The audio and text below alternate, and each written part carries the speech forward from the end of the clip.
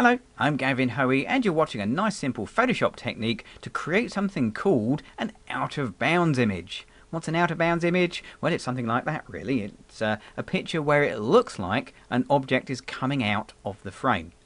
Now it looks quite complicated and it can be, but I'm going to show you a very simple, straightforward technique if you stick to the same formula. So let's get cracking.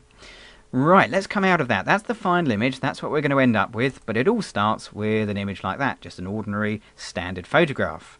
And what I want to do is to start by making a background, something that we're going to sit the picture on.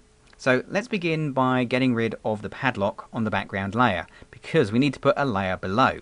So I'm going to get the padlock, click on it, drag it, and drop it in the bin.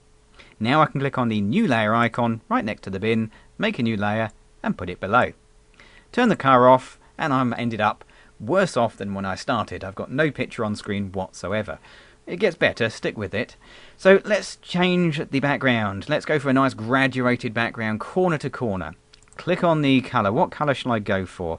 I don't know. I think actually I'm going to go for blue. I think blue will go quite nicely against the yellow car. So let's have a dark blue for the foreground and we'll graduate that up to a lighter blue for the other end of the background. Get the graduated filter tool, put that across there, and there we go. Okay, so simple background, done, tick. Bring the car back. Now, the next thing to do is to cut the car out and make it look like it's floating on a piece of paper. Now, that's a two-step process. Step 1, make a piece of paper. Step 2, cut out the car. Now, the first bit's easier, so let's do that. Let's do the piece of paper. So first thing to do is to make a selection, and we'll use the rectangular marquee just to make a rough and ready rectangle over the image like that. Now I don't want a rectangular piece of paper, I want mine to look three-dimensional. I want it to look like it's bent in at the edges, give it some perspective. And for that I'm going to transform the selection. Yep, just the marching ants. So it's select and transform selection. Then right click inside the selection and a little secret list pops up and you have a list of things you can do to the selection, and one of them is perspective. Click on that and then drag a corner handle in and magically the other side follows suit, and we can do the same with the bottom like that. So we get this much more three-dimensional look, but only to the selection. Okay, click the tick when you're done and that makes your selection stick. Right, next thing to do is to make sure that you're working on the right layer, because I nearly wasn't there, I nearly made a mistake. Make sure you're working on the layer with your object, my car, and then simply click on the layer mask button, and that's going to get rid of pretty much the whole picture apart from the selection we just made. So that's the base of the image made, the piece of paper. The next bit's a bit more tricky. We're going to make the top bit, and that needs a more accurate selection. Right, it also needs another layer, oddly enough, as well. So let's just duplicate that layer up however you wish. Command or Control J will work. We'll right click on the layer mask that comes with it and choose Delete Layer Mask. And we're back where we started. So what have we been going for now? 3 and a bit minutes and we're right back where we began. Now, that's the joy of Photoshop, isn't it, really? But we're getting closer to the end, believe me. Right, so a selection. Now there are many selection tools you could use. I'm just going to use the quick selection tool because, well, A, it's fairly quick and you don't want to sit here watching me make a long complicated selection, and this does the job. Now on your own images, of course, this part of the whole process is the bit that makes or breaks the effect. The more care you put into your selection at this point, the more accurate your image is going to look, the better your out of bounds effect will be. Now I'm just whizzing through this as fast as I can, and there's a little bit there maybe, and there's little bits you have to watch out for though. For example, anything there where you can see through. So for example here where there were windows, I can see the muddy background behind, but think about it, we made that graduated background a moment ago and that's what you should see through the windows. So I need to make sure those aren't part of my selection. So with the quick selection tool I just hold the Alt key and I can remove those areas from the selection like that, and there's a little bit there. Whoops, a little wrong there. We'll just add that bit back in. There we go. So we can just tidy that up. Close enough for now. That'll do for what we want for this tutorial. and in there, and in there. Now, of course, I could go through and do every single little bit through the mesh of the windscreen, but you don't want to see that, and we don't really need to for the effect I'm after. One extra thing we can do, we can just take off the jagged edges and go to Select, Modify, and Feather, and we'll feather it. Well, it says 1 pixel there. Let's use 1 pixel. That's fine. 1 or 2 pixels, just feather the edges of the selection, make them less rough and digital. Okay, now the fun bit.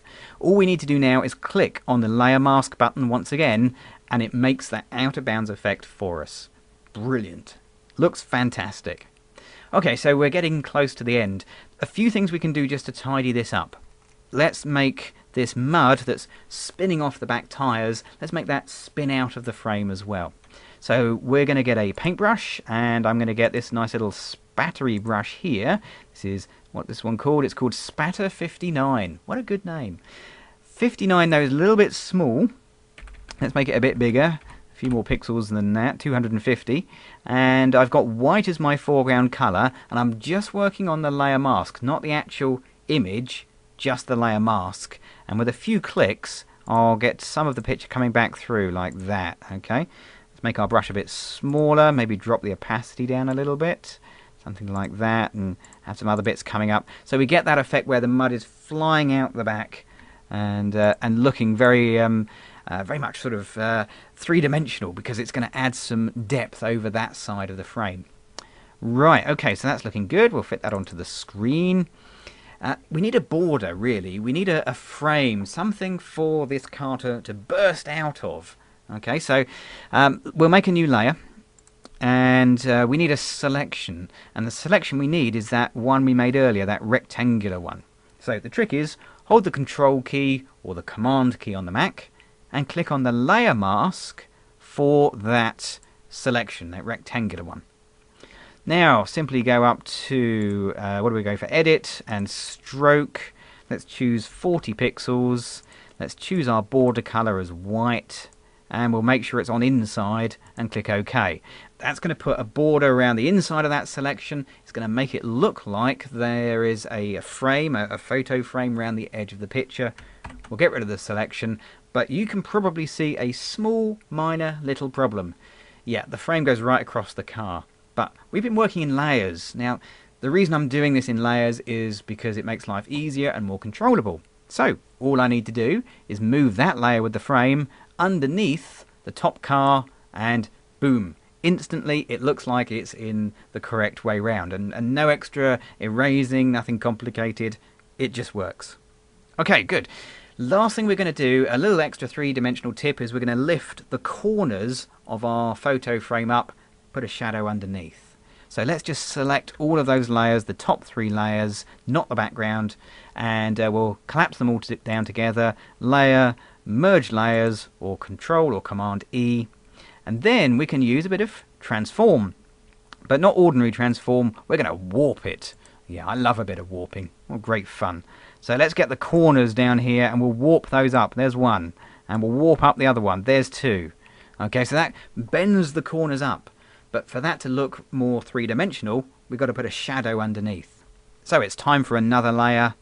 It needs to be underneath, so it needs to be underneath on the layers. And we'll make sure we have black. Grab a paintbrush. Better not use spatter. I think we better use an ordinary type paintbrush. And we'll just draw a nice straight line underneath there like that. Lovely. So we build that effect up, and it looks like it's floating. It's a bit heavy, so we can drop the opacity of that shadow down. Let's take it down 60-odd%. Something like that. And there you go. That's how you can take a straightforward picture and make it look like it's come out of bounds. Now, I'm Gavin Hoey. You can find out more about me on my website at www.gavtrain.com. Follow me on Twitter, or keep up to date on Facebook. Thanks for watching.